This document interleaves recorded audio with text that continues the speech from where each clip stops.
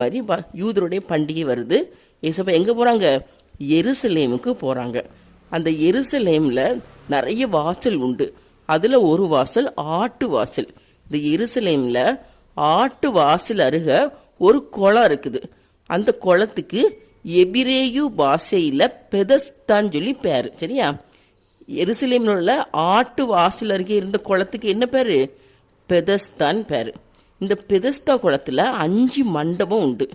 இந்த 5 மண்டபத்தில் யாரெல்லாம் தங்கியிருப்பாங்க அப்படின்னா, குருடர், சப்பானிகள், சூம்பின உறுப்புடையவர்கள் போன்ற வியாதிக்காரங்கள்லாம் அந்த 5 மண்டபத்திலையும் தங்கியிருப்பாங்க.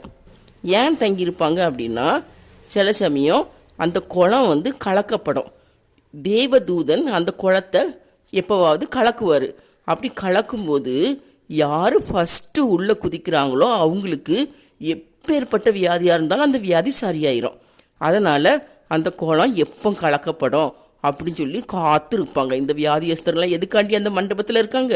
அந்த குளம் கலக்கப்படுறதுக்காண்டி காத்திருப்பாங்க. எப்போ அந்த குளம் கலக்கப்படுமோ அப்போ நம்ம முந்தி குதிக்கணும் அப்படின்னு சொல்லி அந்த மண்டபத்தில் காத்திருக்காங்க.